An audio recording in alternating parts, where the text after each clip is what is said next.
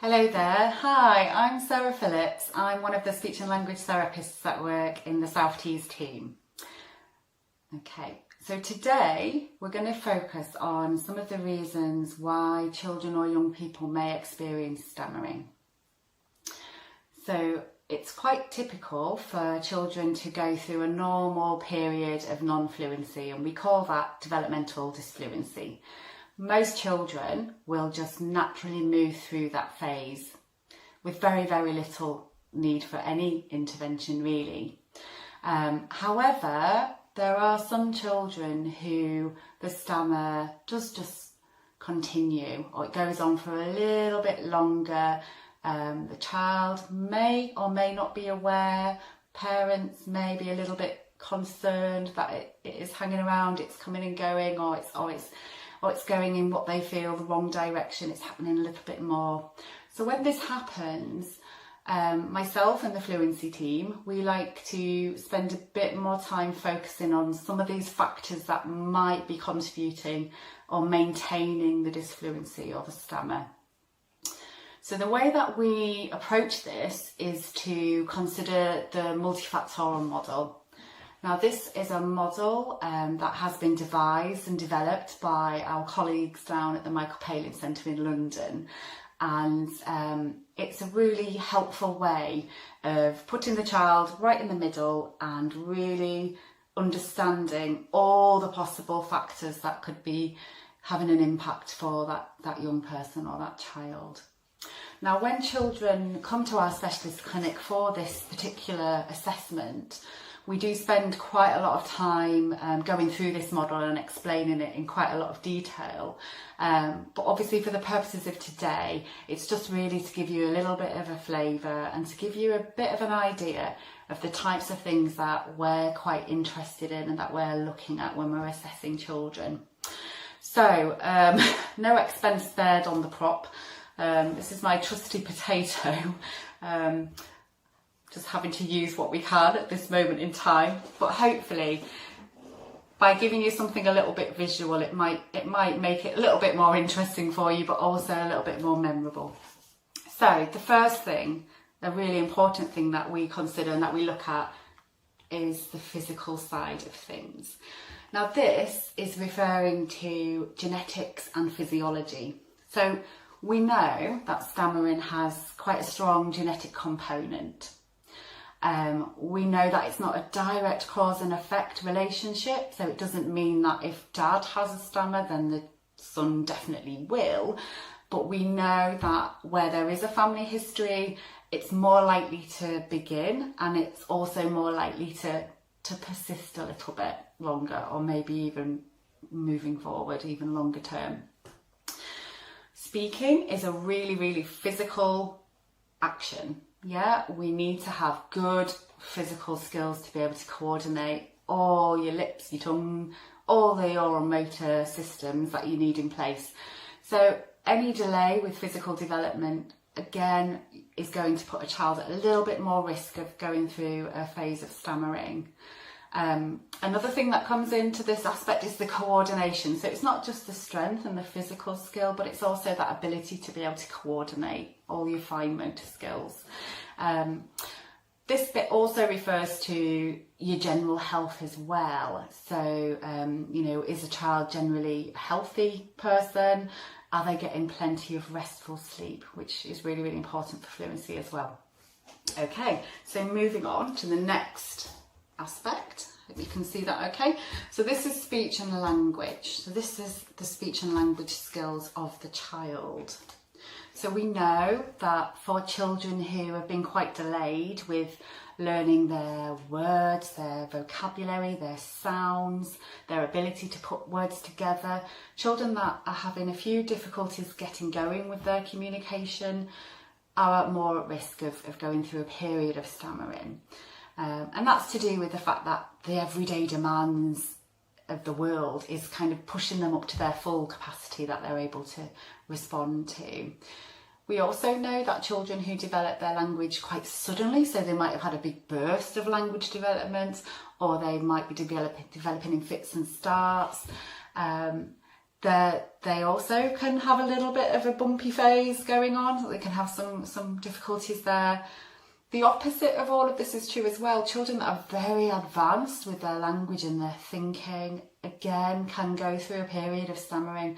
And we put that down to the fact that often the child is putting pressure on their own system. So they're using much more sophisticated language or complex vocabulary. So that's something that we often consider. And sometimes what we might be recommending is to try and boost the language skills further to try and readdress that balance. Okay, environment. So what we're thinking about when we're interested in this area is we're looking to see, hopefully that will go in, we're looking to see what life is like for the child at home, at school, any kind of environment that they spend time in really. Do they have routines? What do they like to do? What do they not like to do?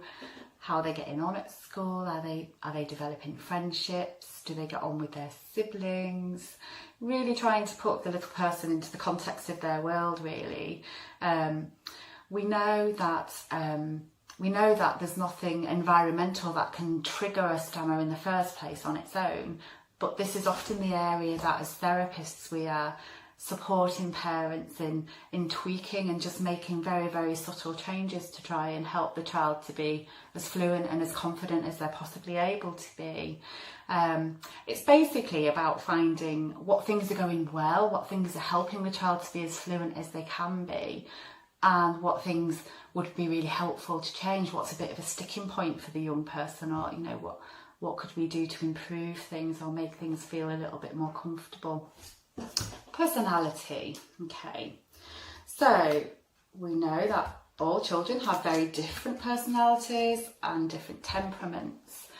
One of the things that we're particularly interested in this aspect is to do with certain personality traits. So we'd be interested to know, is the child quite sensitive? Are they quite a little worrier? Are they quite hard on themselves or a little bit perfectionist by nature?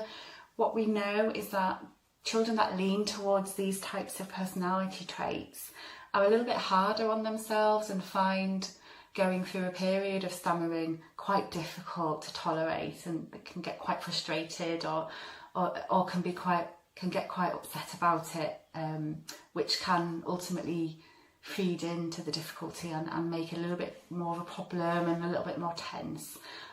So we're quite interested in knowing a little bit about the personality of the child. So these tend to be the main areas that we're looking at when we're assessing children, but there are some other aspects that we're interested in too. So speed of talking, and this is to do with how fast or slow a person talks, their natural speech rate. So some children do naturally talk with a very, very quick rate. It's very, very difficult for a child to monitor their speech rate, and it's not one of the things that we recommend parents or professionals working with children work on directly with a child. We have other ways of encouraging a child to be a little bit slower in their rate of talking without telling them directly. We've found over the years that that's not very helpful overall in the long term. Okay, time pressures. And this is quite an obvious one, isn't it? For children or people that are under a lot of time pressures quite regularly, if they feel like they're having to rush their part of the conversation, if they don't really feel that they're able to finish what they're saying, that just increases the tension of the whole situation, and we know that makes a child far more likely to stammer. So we're often looking at ways that we can reduce just that feeling of being hurried and time pressures on children. Health worries, quite self-explanatory really. If the child themselves are worried about anything, or the family have got health concerns, that is taking up a lot of their thinking space, or they're anxious about their own health, that can have an impact on lots of the other aspects of the flower. And here we go, parental anxiety. So it's really important to be clear here that we know that parents don't do anything that causes their child to stammer, but it's really important that we understand how concerned a parent may be and their general level of anxiety around their child going through a phase of stammering, because this can ultimately influence how a parent is managing, what kind of strategies they may be putting into place, as well as how well they're feeling they're able to support their child.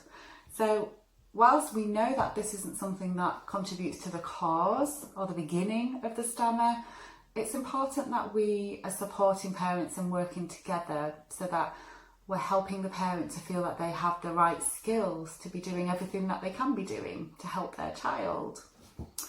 Okay, so hopefully that's given you a real flavour of all the different aspects that we're looking at, that we're interested in when we're supporting a child who is stammering.